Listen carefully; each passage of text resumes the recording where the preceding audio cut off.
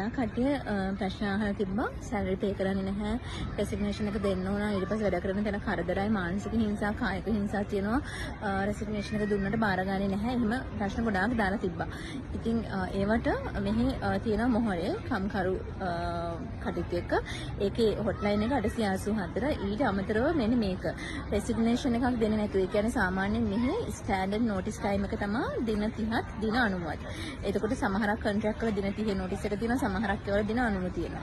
සමහරක් දින 60 තියෙනවා. හරිද? එතකොට ඔහොම නෝටිස් එකක් දෙන්නේ නැතුව ඒ කියන්නේ දින 30ක්වත් දින 60ක්වත් දින 90ක්වත් ඔයාලා ඇග්‍රී වෙලා තියෙන නෝටිස් පීරියඩ් එක දෙන්නේ නැතුව ඔයාලට පුළුවන් රෙසිග්නේෂන් එක දෙන්න. හැබැයි මේ රෙසිග්නේෂන් එක දෙන්න නම් අනිවාර්යයෙන්ම ඔයාලා යම්කිසි කාරණා ටිකක් දෙනවා. ඒ යටතේ ඒ එකකට හරි අයිති වෙන්න ඕනේ. එහෙම නැතුව රෙසිග්නේෂන් එක දෙන්න බෑ. 2021 මෙහි කම්කරු නීතිය අනුව අංක 45ට අනුව ඔයාලට පුළුවන් without notice රෙසිග්නේෂන් එක කන්ටිනියු කරන්න. හරිද? එතකොට ඔයා අනිවාර්යයෙන්ම එකක් තමයි සැලරි එක. ඔයාට ඇග්‍රී වෙලා තියෙන සැලරි එක එම්ප්ලොයර් ඔයාට ගෙවන්න නැත්තම් ඔයාට පුළුවන් නොටිස් එකක් දෙන්න නැතුව අයින් වෙන්න. හැබැයි අනිවාර්යයෙන්ම ඔයා මොහොරේ කම්ප්ලේන් කරලා තියෙන්න ඕන. හරිද? මොහොරේ කම්ප්ලේන් කරලාම තියෙන්න ඕන. එහෙම නැත්තම් අයින් වෙන්න බෑ. ඊට පස්සේ වර්ක් ප්ලේස් එකේ ඔයාට තියෙනවා නම් මොකක් හරි හැරාස්මන්ට් එකකට ලක් කරනවා නම් ඔයා ඇබියුස් එකකට ලක් කරනවා නම් අනිවාර්යයෙන් පුළුවන් ඔයාලට ඒ කියන්නේ වර්ක් ප්ලේස් එක හරීම කියන්නේ හිතන්නකෝ ඒක අර ගැටුම්කාරී ස්වභාවයක් නම් ඔයා ඒ ගැනත් අනිවාර්යයෙන්ම මොහොරේ ඇතුළු අදාළ ආයතන වලට දැනුවත් කරලා තියෙනවා නම් පුළුවන් ඔයාලට නෝටිස් එකක් දෙන්න නැතුව අයින් කරන්න. ඊට පස්සේ වැඩ කරන තැන ඔයා වැඩ කරන තැනින් ඔයාගේ ආරක්ෂාවට ඔයාගේ හෙල්ත් එකට තර්ජනයක් තියෙනවා නම් ඒක දිගින් දිගටම දැනුවත් කරත් ඒක රෙක්ටිෆයි කරන්නේ නැත්නම් ඔයාගේ එම්ප්ලොයර් ඒකත් ඔයාලා අදාළ ආයතනයට දැනුවත් කරලා තියෙනවා නම් අනිවාර්යයෙන්ම ඔයාලට පුළුවන් රෙසිග්නේෂන් එක නෝටිස් පීරියඩ් එකක් නැතුව කන්ටිනියු කරන්න.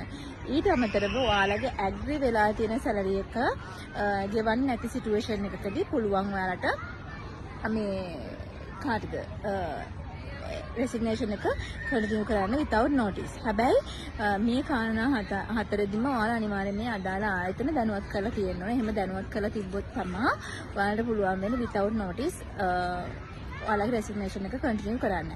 වැරදිලාක්වත් මේ කාරණා හතරට අයත් නොවි ඔයාලා හිතු මතේ නෝටිස් පීරියඩ් එකක් නැතුව රෙසිග්නේෂන් එක කන්ටිනියු කරොත් එම ඔයාලා අනිවාර්යයෙන්ම කම්පැනි එකට පේ කරන්න ඕනේ. ඒ කියන්නේ 1 month වෙන්න පුළුවන්, එක 2 month වෙන්න පුළුවන්, 3 month වෙන්න පුළුවන්. සැලරි එක ඩිපෙන්ඩ් වෙනවා.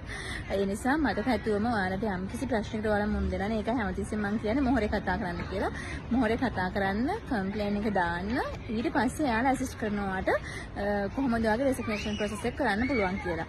එතකොට සාමාන්‍යයෙන් මෙන්න මේ කරුණු ටික ඔයාලා බලන්න ඕනම කෙනෙක් වෙබ්සයිට් එක විසිට් කරලා බලන්න ආටිකල් නම්බර් 45 යටතේ තමයි මේ ටික මෙන්ෂන් කරලා තියෙන්නේ රෙසිග්නේෂන් එක නෝටිස් පීරියඩ් එකක් නැතුව කොහොමද ප්‍රොසෙස් කරන්න කියන එක. එතකොට අර ප්‍රශ්න අහනවනේ නිතරම ප්‍රශ්න වලට මුහුණ දෙන කට්ටිය එයාලා අනිවාර්යයෙන්ම අදාළ ඔතොරිටිස් වලට කම්ප්ලේන් කරලා තියන්න උෂ්‍යම මොහොරට ඒකේ කම්ප්ලේන් නම්බර් එකක් දෙනවා රෙෆරන්ස් නම්බර් එකක් දෙනවා ඔයාලා කතා කරන ෆෝන් නම්බර් එකට ඒකත් එක්ක ඔයාලට ප්‍රොසීඩ් කරන්න පුළුවන්.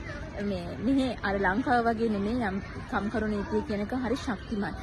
ඒක අපිට වගේම තමයි වැඩ කරන කෙනාට වගේම තමයි සේවා දායකයර වගේම තමයි සේවා යෝජකයාට. ඔය දෙන්නටම එක විදිහට ක්‍රියාත්මක වෙනවා. ඉතින් ඔයාලගේ පැත්තෙන් ඔයාලට මොකක් හරි ලොකු ඉෂුව එකකට ඔයාලා ෆේස් කරනවා නම් ඒක ඔයාලගේ ජීවිතේට අනිවාර්යයෙන්ම ත්‍රෙට් එකක් නම් ඒක අදාළ ඔතොරිටිස් වලට දැනුවත් කරලා තියෙනවා නම් ඔයාලා නෝටිස් දෙන්න අවශ්‍ය වෙන්නේ.